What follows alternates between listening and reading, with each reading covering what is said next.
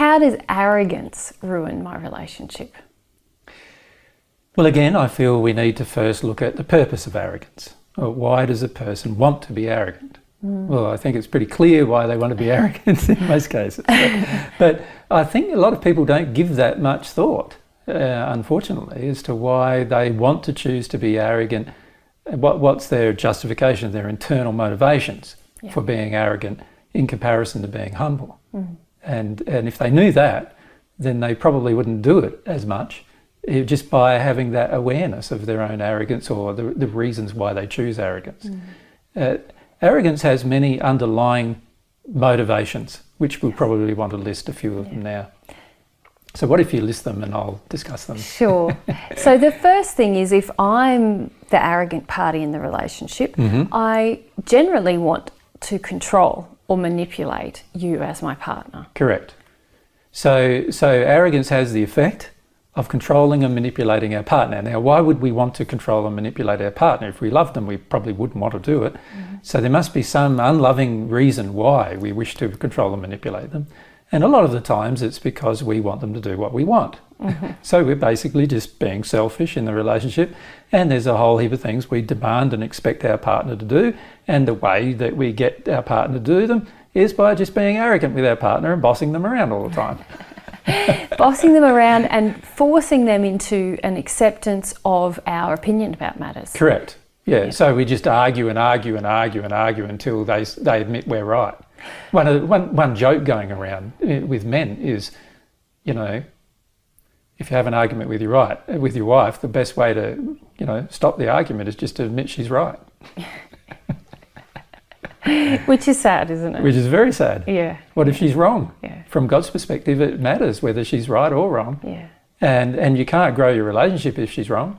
Yeah. So you accepting something that's wrong, well, that's wrong as well, unfortunately. Well, and that brings us probably to the second point, that if in my partner relationship, you as my partner is arrogant towards me and I'm accepting that, then that has some serious effects on our relationship as well, doesn't it? Of course, basically I'm accepting manipulation and control. I'm accepting the desire of my partner to manipulate and control me. That means I have very, very little love of self. And if I've got very little love of self, how can I expect to have a growing relationship with my partner? Yeah. All that's happening is their love of self, and I wouldn't call it love of self, it's an abuse of self almost. Well, it is an abuse of self. But their so-called love of themselves, their arrogant opinion of themselves grows, while my opinion of myself continues to degrade. And now, while one's growing and the other one's degrading, what's happening to the gap in between the two? Well, it's getting bigger, bigger, bigger, bigger. That's what, you know, easily ruins a relationship. The bigger the gap, the more likelihood of the relationship being ruined. Yeah. Yeah. Okay, so we've talked about the purpose of arrogance is a way to control one's partner. The secondary thing is probably about... I don't know if it's secondary, darling. Sorry. The second thing. Yeah, the second thing. Not secondary. Primary reason, really. It's probably the primary thing. Yeah. Because when we want someone to share our opinion, we often want to do that in order to feel superior to that person. Correct. So what we're doing is we want power and superiority over the other person. Now that's a pretty evil emotion, actually. It's pretty dark. And we see that occurring in many relationships where one party wants power or complete feeling of superiority over the other. And sometimes you see it happening on different issues with different parts of, you know, so the woman wants to feel that she's superior as a mother. You know, the man wants to feel that he's superior as the worker. You know, and you have them both accepting their superiority over the other in the different avenues of their life, and that's a so-called good relationship. Well, I don't think it's a very good relationship. What it is one person being superior to the other, you know, and feeling superior to the other in certain cases and areas, and that's unloving, no matter how you look at it. At the end of the day, both of you have similar capacities, and while you may have various qualities, and that the other person doesn't have, it doesn't make you superior to them as a person. It doesn't make them inferior to you as a person. It doesn't mean that you're worth less or worth more, or valued less or valued more. And in fact, when we value something less or more or make it worth less or more, we're actually having an issue with regard to the superiority and inferiority. And the complexities that superiority and inferiority create in a relationship are quite large, and they cause huge gaps in the two halves ever coming together. It's a massive problem, and people who use, you mentioned arguing, but also projections like condescension, dismissal of their partner.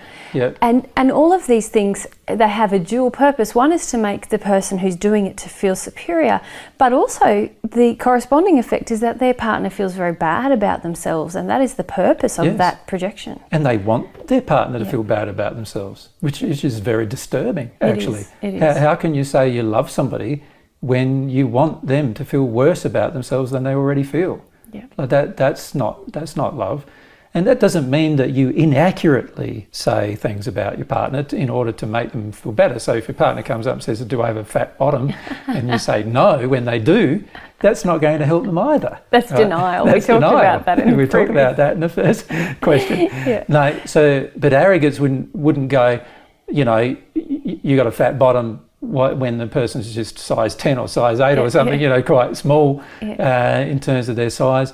And you're trying to manipulate them into doing something even further, right? To get their what you feel is the ideal they should be to be there, and you know that's manipulation, which is one of the primary reasons why we revert to arrogance, trying to manipulate our partner to do what we want because we think that it's important. So basically, we've said that the purpose of arrogance in a relationship is to manipulate and control a partner, to get feelings of superiority and have our partner feel inferior. And to have power over our partner. And to have power. That's very important. So these are the purposes of arrogance within a relationship. Yes, and arrogance avoids anger, which is interesting. Arrogance is driven by anger most of the time, but it avoids anger by going, I'm above the anger. Right? You know, you're just a silly idiot. You're so much of a silly idiot that I don't even have to get angry about it. It's a huge tool, isn't it? Like you said. And this condescension is a very strong form of arrogance, and we see people employ that a lot with their partner. Well, they employ it with the world in general and with us most of the time. So, of course, they're going to employ it with their partner. But it's a terrible addiction to stay in a state of arrogance. It has a terrible effect on your relationship for many reasons, which we'll go into. So that in that way, it's about avoiding truth. So we've mentioned control, manipulation, power, superiority, and avoidance of truth. Yes. This is all the reasons why there's arrogance in one or both of us in a relationship. Yes, and usually what we observe is that both parties have a degree of arrogance where they hold on to their own opinions quite strongly. They do not accept God's opinion about any matter, and they hold on to their own opinions quite strongly. The more they agree with each other, the better they feel their relationship is, and the less they agree, the worse they feel their relationship is. And when they don't agree at all, they break up. Not understanding that actually a lot of disagreement comes from both of you being in the wrong condition and not actually accepting God's viewpoint on the matter. And this is a big problem with arrogance, is that it makes us completely blocked, not only to our partner's opinion and feelings, but completely blocked to God's opinion and feelings, which, if we're ever going to become at one with God, is going to be a huge problem. But if we're ever going to become at one with our partner, it's also a huge problem. Ironically, and as you would expect, I suppose, all of the issues that we have with our partner, we also have with God. So that's why working through your relationship issues can help you greatly with your relationship with God. So you've already mentioned really the effect that this has is very divisive on the relationship. It pulls the two parties end up feeling more and more distant from each other. It also creates a lot of anger and resentment, huge amounts of anger and resentment in the long run. And people have resorted in the past to violence in their relationship because of the anger and resentment created by arrogance. So it's a terrible underlying cause of, the effect being the violence it's an underlying cause of violence in relationship. And often we see partnerships where the male is quite arrogant towards the female, And she ends up feeling worse and worse about herself, shutting down sexually, which is something that the partner often wants from... So he attacks her more. So he attacks her more, which makes her feel worse about herself, shuts herself down more. She feels more and more like she's a lesser being. So he starts calling her frigid. Yes, so he then attacks her more. Yeah. And in the end, there's no connection. Obviously, the woman in that situation is not feeling how she feels as a result of the projection. No, if she did, she wouldn't be there, probably. Yeah. The same we see, don't we, with women with men, where the women think they're superior beings because they're mothers. They feel they're superior beings and they should have the say in the household. They feel the men should look after their fear, so the man's job is to make their fear go away and so forth. And so the women believe themselves to be superior beings. And, the man can go off and almost do anything, but as long as he treats her like she's a superior being, then everything's fine. Yeah. And we've noticed in some countries, particularly when we're in Brazil, that the women are okay with their husbands going off and cheating on them even, as long as they still believe, the husbands still believe that the wife is the superior being. Yes. Yeah. That she's the only one with brains and practicality and, capability. And as long as she's a mother and she's got the right to say what goes on with her children and so forth. Yeah. Yeah. And the reality is we see this superiority demonstrated by both genders in relationships. Yeah. And sometimes even in the same relationship, both genders develop a sense of superiority one over the other in different areas of the relationship. Yeah. But in every single area they do it, you're creating a break, a fission, a gap between you and the other half of you. And that is always going to end up in disaster. It's a bad habit that causes major disaster, ruin to your relationship. Yeah. Yeah. So if we just we've run through some of the secondary points about arrogance and the effect it has on a relationship. We've covered a lot there. Yeah. But arrogance is obviously a lack of humility. Of course. Yeah. So in the last session that we had, we talked about the importance of humility in a relationship if you're ever going to grow a relationship, whether that relationship be between yourself and God or yourself and your partner. And in this case, arrogance is a major break of the concept of humility, and therefore a major opposition to the concept of humility. So at the end of the day, you're not being humble. And if you're not being humble, you're never going to have a good relationship. Yeah. It's also a lack of desire for truth. Yes, because we're basically saying, that I know all truth. When I'm arrogant, I'm believing I know all truth. What a stupid position. God knows all truth and you know barely any at all. And to be honest, if you're in your first incarnation on earth, you pretty much know nothing. And if you're even in your second incarnation on earth, which is only a few people in, there's still quite a lot you don't know. So at the end of the day, you've got to get away from the concept of you knowing anything.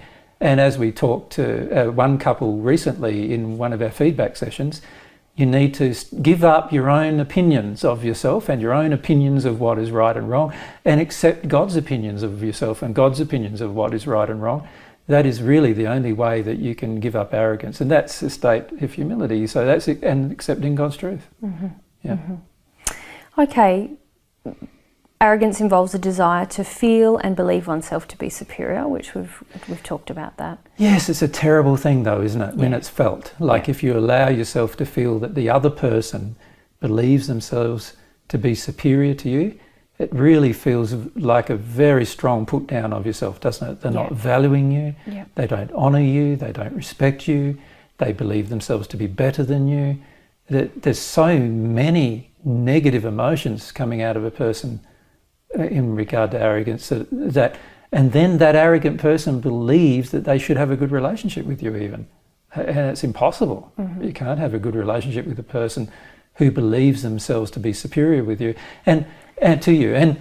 And the real thing is, why would anybody want to have a relationship with someone they believe is inferior to them anyway? That's only because they want power. Yeah. There's no other reason. Yeah. Like, why would you want a relationship with a person who's not your equal? Yeah. And I do hear a lot of older ladies who have been attracted to divine truth thus far who speak in very kind of condescending, dismissive terms about their long-term husbands. And this is, I don't know and men generally. And men generally. And we noticed it even at the assistance group we did in Australia, when there'd be one man and a group of women, and all of those women being condescending to one man. Yeah. Like, and if I was that one man sitting there, I said, "You're just a bunch of condescending bitches, aren't you? Really? like, what's wrong with you?" But because the man would put up with it because he thinks he has to, because that's what he's put up with from his mother all of his life. He accepted it from them too. Yeah. Sad. It's very difficult for a person to feel attracted to their partner if the overwhelming message coming from that partner to the person is that they're inferior, that their will is not valid, that they're not really valid is really the projection that arrogance gives. Yeah. And it's sad because it hurts the person on the receiving end quite significantly if they have emotional injury, and most of the time they do have the emotional injury to accept the hurt, because otherwise they wouldn't be living with the person in the first place. Yeah. And it continues to hurt them in the same way that their own parents have hurt them. And it's a really also, unfortunately, then becomes more like a parent-child relationship than a relationship of equals. Yeah. The last point, which I know both of us feel very strongly about, and we've talked about how arrogance is a desire for power, when the truth from God's perspective is that in any relationship, there's a power, in any loving relationship, there's a power vacuum. Yes. So do you want to talk about that a little bit? Because I know it's a favourite topic for us.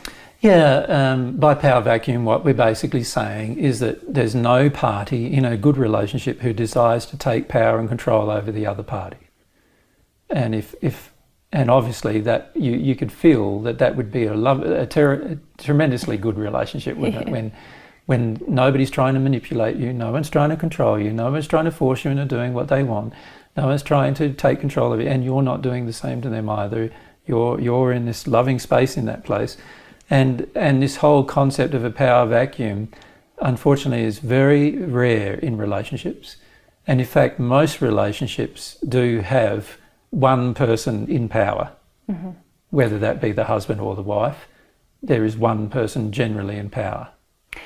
Or we see this thing where people are in competition continually with each other, trying to get power. To get power. Yes. And they might have established it in one area, but then the other one wants it in another area, and all of this kind of competing, point scoring, feeling superior because I know about this. But those relationships generally don't last as long unless there's a huge amount of emotional denial. Yeah.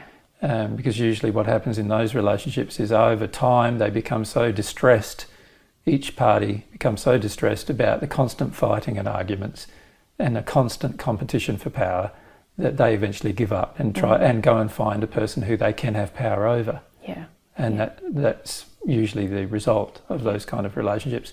I have those seen in religious circles in particular. Relationships like that last the entire time on earth. And when you look at the sadness of that, like they might have been married in their 20s and they're 70 years of age, still engaged in this constant attacking, belittling process, how hardened must you be at that point to any emotional sensitivity to stay in a relationship like that for 50 or 60 years. Yeah. But you see it a lot in religion, where couples in religion feeling they have to stay together because they're now married and they treat each other so unlovingly and badly that by the time they arrive in the spirit world, both of them are in the hells of the spirit world and wondering why they're there. And it mostly is because they've just treated their partner so badly their entire life. Yeah. Okay, so arrogance, something to avoid. So yes, ruination. It brings a ruination to your partner relationship. Well, and it's, as you mentioned in our introduction, it's one of these very evil emotions. Is an evil emotion, often motivated by some pretty evil underlying desires. And unless we eradicate them, we're not judging them from those. We're just stating that evil is something that is completely in opposition to love. And while you have those kind of evil desires, it's highly unlikely you will ever have a loving relationship your entire life. And if you do have what you consider to be a loving relationship, it's probably because you have almost total control and domination over the other. which God considers as a very, very bad relationship, actually. So, yeah, it's a terrible quality to develop. Obviously, again, developed in childhood, most of the time by parents who have taught their children that they are better than other people, or taught children that their family is better than other families, or taught children that they are personally superior to others. And this underlying childhood emotion is very, very difficult to eradicate and often has a terrible negative effect on relationships. Yeah. Okay.